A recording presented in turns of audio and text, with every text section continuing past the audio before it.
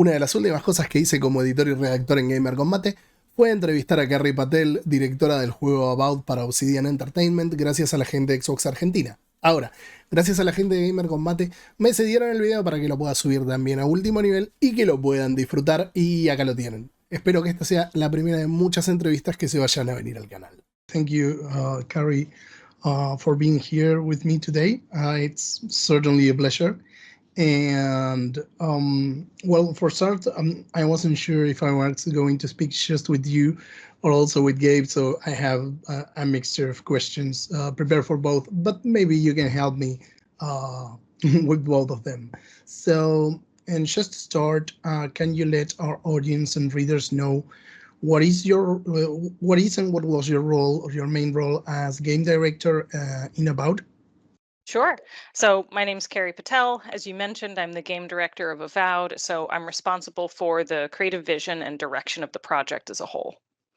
Okay, and it was going to be something for both of you to share the experience, but can you tell us a little bit how it was that, or how do they integrate both roles, the gameplay director and your role as game director in the development of the game, of course? Sure.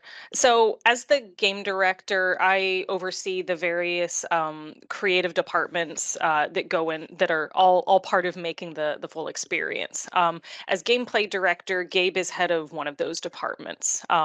Gameplay is responsible for systems, combat, character progression, enemy encounters, itemization, all the more mechanical things outside of, separate, for instance, from art and quests and dialogue and those things. Although, as you know well, in an RPG, those things tend to blend together a lot. So we have to maintain, close collaboration, strong communication to make sure that we're all working towards the same player experience.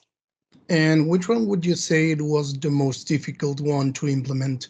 Yeah, it's difficult to say because every part of the experience comes with its own challenges.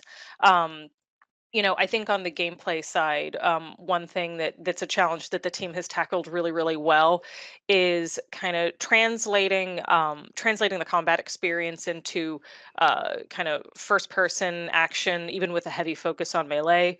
As you probably saw in Developer Direct, the player has plenty of non-melee options, from pistols to wands to spells, etc.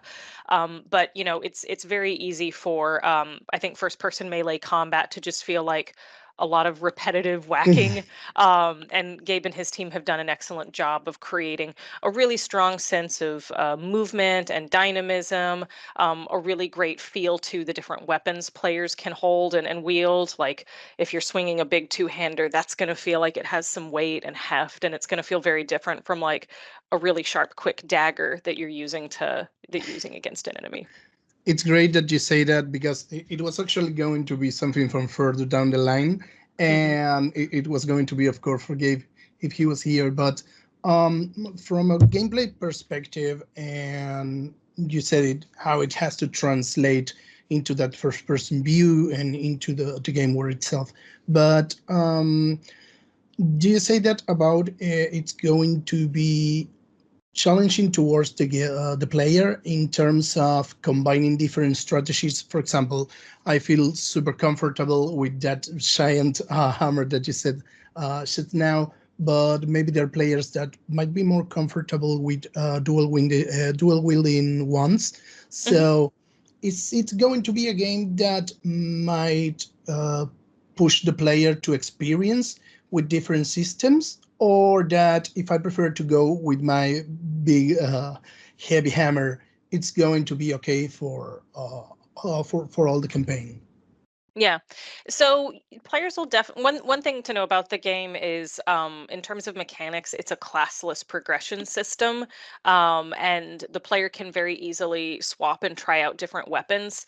So we wanted to make sure that it was very easy for players to experiment and find their preferred play style. That it was easy for them to try new things. Maybe you're wielding a big two-handed hammer that you found, but then you find maybe a unique one-handed mace, and it's got some unique enchantments on it, and it's higher tier than what you have. And so you say, well, I haven't been using it, but maybe this will be better for now. And you can absolutely pick that up and use it.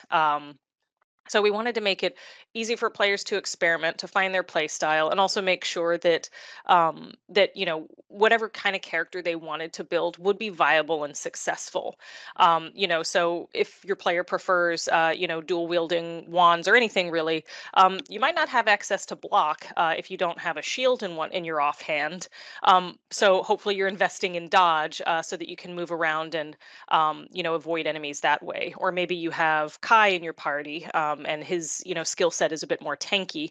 So maybe you send him to draw more aggro so that you can stay at a distance, avoid taking too much damage, and fight from there. So to answer your question, like, yes, players can find success with a variety of play styles and loadouts and ability combinations. We do try, and again, one of the things Gabe's team is building is enough variety in the encounters that players are encouraged to try different things, and they won't find the exact same sequence of move. You're going to find some encounters that have, again, heavier enemies that are going to hit really hard, and so you might think, well, I either need to keep some distance, or make sure that the gear I'm wearing is going to protect me well. So it's not to say that there's that we're, I guess, basically, like, yes, you can find your play style, but you're going to have to adapt a little bit in the moment to moment as well. Yeah, it's kind of something in Yeah. between. Yeah, exactly. Okay, great. And how many, I don't know if you can share this with us, but how many weapons and spell can we find throughout the game? Goodness. I don't have a count off the top of my head. But I mean, we've got a really strong variety of, again, kind of the melee and magical weapons. You've got a lot of your classics like sword, mace, axe. You've got some one-handed options, some two-handed options. You've got wands, you've got pistols, you've got an arquebus, which is an even larger firearm. So you have several different types that will, again, suit different play styles and different, player fantasies. And then within those, you're going to have various uniques that you can find throughout the game. Okay, thank you so much. And maybe this is going to mix a little bit with the more narrative part, right? But is there any particular way in which a selection of tools might force the player to opt for one approach or another? Let's like say in a classic RPG, I have to convince an NPC to let me go through, or and maybe my charisma stats are not higher enough, so I have to look for another approach. And players are going to be finding this kind of deep level in About, or is it going to be something more lighthearted for everyone to approach? So, I mean, players we don't want players to ever feel like locked out of content, like, oh, you can't do this quest because you didn't have, this particular background or stat or what have you. But players will find that their options when they're going through a quest will change based on, the background that they've chosen for their character, or based on maybe interactions that they've had with other characters previously in the game. There's some characters you'll meet early on who have reputations and relationships with other people in the world. And when you encounter their friends and foes later, they'll remember how you treated, these people earlier, and that might affect what options you have available to you. So there's a delicate balance there where, yes, you absolutely want to create options and opportunities for players to use, the specific character that they've been progressing, and take advantage of the reactivity and the consequences that they've created for themselves, but not in a way that feels like it's ever excluding players from being able to finish content.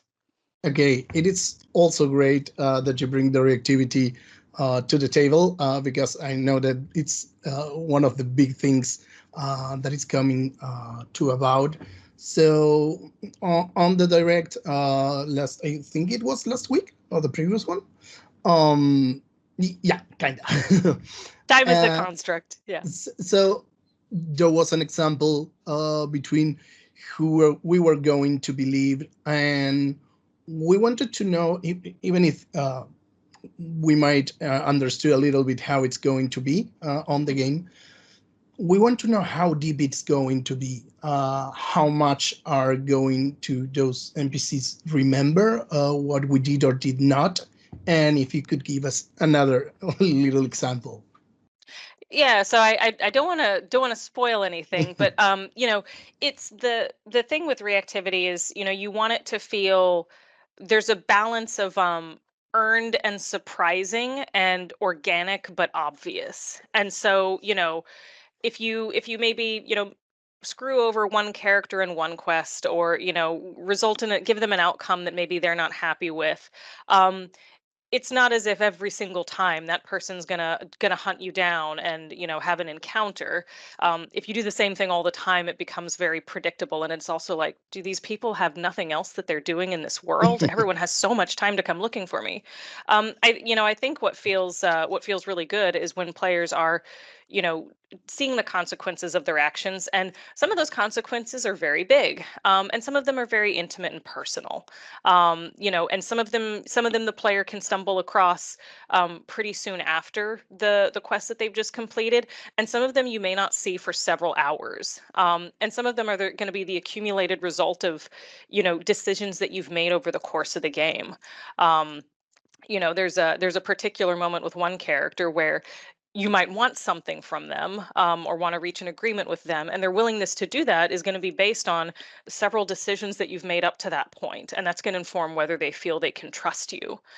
So again, I think it's all about having a variety in terms of the scope and the type and the timeline of those impacts, so that these things feel, again, natural and organic and surprising but believable. But all in all, it adds to players feeling like their experience in the game is a very personal one. For what you're saying, and it was something that I was going to ask at the beginning with the other order of questions. Um, Obsidian came from a last year that was awesome. The last game that was released was Pentiment. I really loved it. It was an awesome experience.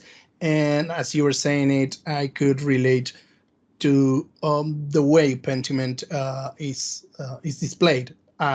There's consequences to the acts that might not appear as soon as you make the decision, but years after Hmm. in that case. So we are talking about pretty much that level. Yeah, I mean, they're very different games, so it's hard to compare. But yeah, I think Pentiment is a great example of exactly what you're saying, where, some of the payoffs are very quick and some take place much later, and it just keeps the world feeling very alive and very reactive. Okay, I cannot wait to ruin someone's life because I know that it's going to happen. It happened to me in Pentiment. It was like that was not my intention at all. So yeah, it's going to happen. Minute. Since about take place, and correct me please if I'm wrong, but it takes place in the world of Eora from Pillars of Eternity. In which context is it going to be, or is it going to fall as something completely separated? So the events of Avowed are not directly connected to the events of Pillars of Eternity or Deadfire. So that means that players who have never experienced either of those games can come to Avowed fresh and have a good time. There are a couple of concepts and even a few characters that players who have played Pillars and Deadfire might recognize, who make an appearance in Avowed. So, there are very much some Easter eggs and nuggets that returning fans will recognize, but you don't have to have played those games. You don't have to read the Wikipedias. You can come to it fresh, only knowing about Avowed, and have a good and complete experience. So it's not something that is going to be like a shared universe where a big story is developing. Maybe some. I mean, it does take so Avowed does take place in the same world as Pillars of Eternity, as you mentioned. It's Aora, and it's, the timeline wise, it's not too far off from the events of Deadfire, Okay. but they're almost opposite corners of the world. Deadfire is this archipelago, I think, kind of in the south, and then the Living Lands is this island in the distant north.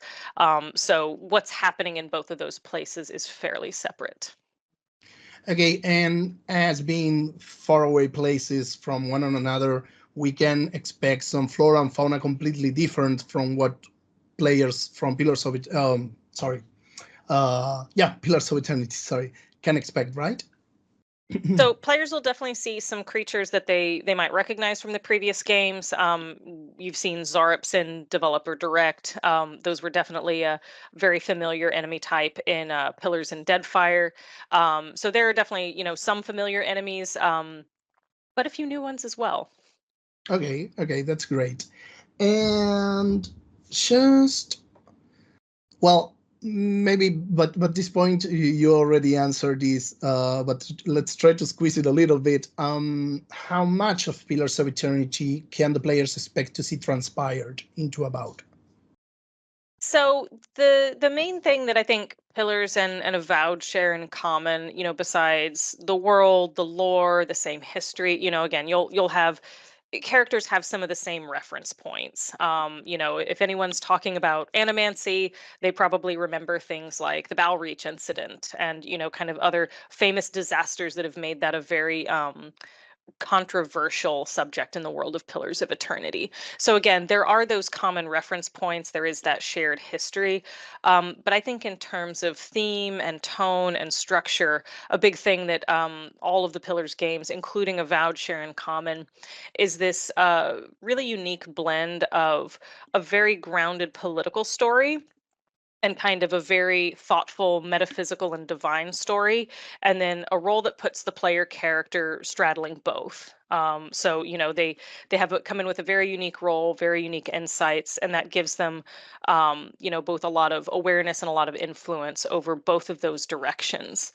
Again, if you look at Pillars 1, if you look at Deadfire, those are kind of very much structures that we built both of those games around. And then between that, you have a lot of content in the world, from your crit path quest to your side quests to your kind of smaller encounters and bits of found storytelling, that all build around that, with a very unique cast of characters and kind of some variety in terms of the tone and experience. Like it's not all serious. Like you've got moments that are very serious, and have big implications for the rest of the world, and then you've got moments of levity and surprise and things that are a little more lighthearted. But again, all of those working together to create a rich tapestry for players that creates a really unique experience. Awesome. Well, just a couple more questions, and I don't know if you can answer this one, but do you know how long it's going to be approximately, the game? So obviously it depends a lot on your play Yeah. style, how completionist are you, what difficulty you're playing on, but players can expect something comparable to the Outer Worlds. Okay. Perfect. And last question, what are you most eager to see the fans experiencing when Avowed releases? I'm really eager to see people encounter some of our stickier choice moments. And there are a couple of pretty big surprises that we've nested in the game that, if players discover them, can have a pretty big impact on the state of the world. But they're really just there to be found. So I love to see players dig into those things. I love kind of seeing players discover them for themselves, and then wonder how much more like that is hidden throughout the world. Okay, well, Carrie, thank you so much for your time. I know that it's going to be awesome. It looks really nice, and we certainly cannot wait to play it. So thank you so much for the time here with us today. Thank you. This was a pleasure.